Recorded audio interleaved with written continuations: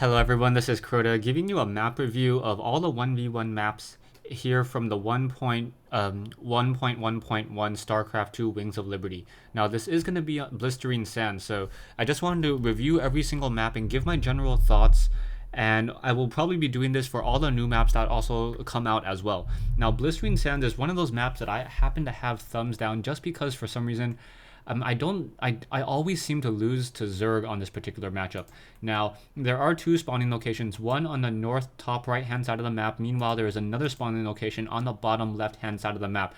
I made sure to place buildings all around the map so you guys could actually see in the fog of war what was happening. I'll probably be encoding these videos at a higher resolution as well so that you know, there, even if I am in the fog of war, you guys are able to see what's really going on and what's happening. So now there is one very close natural expansion here with a very wide choke point here. There are also destructible rocks into your base, and one of the things that I don't like about Blistering Sands in general is the sheer size of your starting location.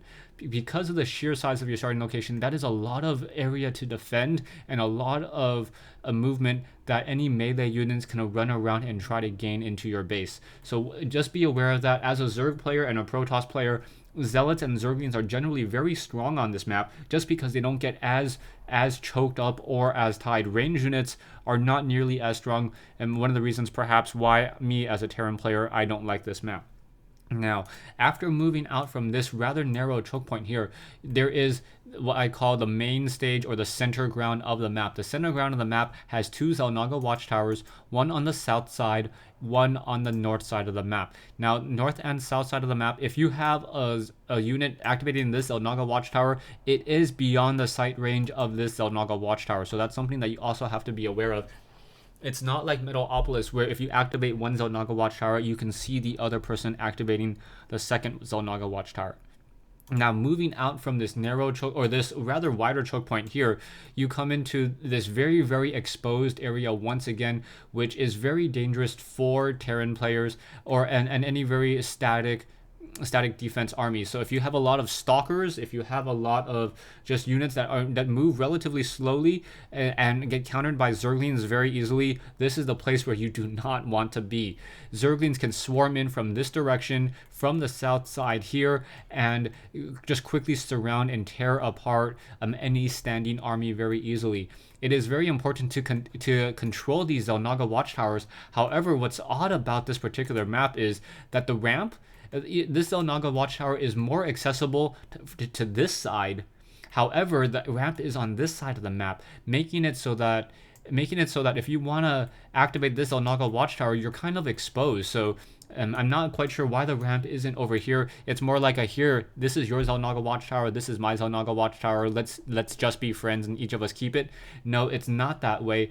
So it is actually very difficult to try to get into the proper positioning. If you want to sit in this position here and make sure you're defended, you're going to have to leave one unit here that may be all by their lonesome self and get taken down very easily. So just be wary of that. There is also another set of destructible rocks here next to this gold yield mineral location. So this gold yield mineral location is very easy to be mined out. However, it is on the bottom side of two ramps.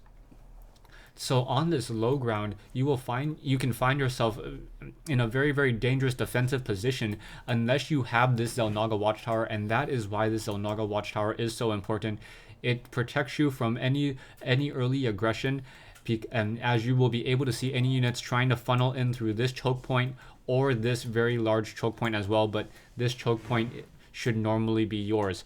Now, as a Terran player, one of the things that I used to like to do on this map is you can come in and siege tanks along this bottom side. With siege tanks along this position, you can start blasting away onto this high ground. You use medevacs, Vikings, even float a barracks up so that you can gain sight. And these siege tanks are fairly well protected because, for one thing, they're up against a cliff, so any range units that try to come into, or any units that try to come, or any melee units will need to be forced to run around down this whole entire direction.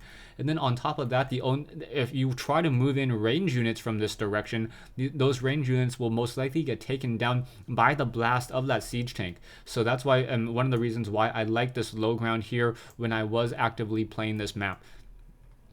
And back over here, there is also an expansion over here in the center of the map, over here on the south side and on the north side of the map. These expansions are can kind of go either way on who takes them. If the Zerg player or a Terran player or your opponent decides to destroy these backdoor rocks, this expansion is very close and easy to defend. It almost feels like it would be advantageous if you destroyed your backdoor rocks and then completely walled off your front door.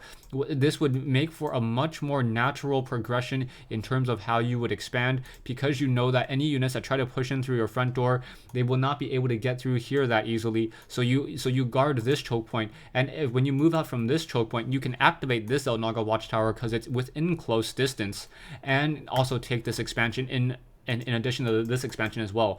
So as a player, if you're finding yourself hard trying to take your third base, consider destroying your own rocks here and making sure that you put some static defense so that no Zerglings can run by or no Zealots can run into your base very easily to try to take down these probes, and also protect this particular patch over here. Now as you move out, there is another high yield mineral location over here because this map is mirrored. And that is essentially all my thoughts really on this map. Make sure you watch these backdoors, activate these Elnaga Watchtowers. You may want to destroy your own backdoor rocks in order to have a more easily accessible third door expansion, and to claim this as your own Elnaga Watchtower.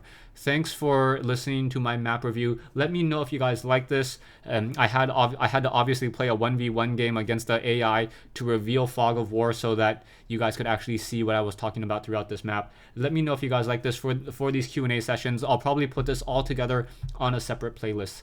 Thanks for watching. Thanks for listening. I hope you guys enjoyed this map review of Blistering Sands on Blistering Sands.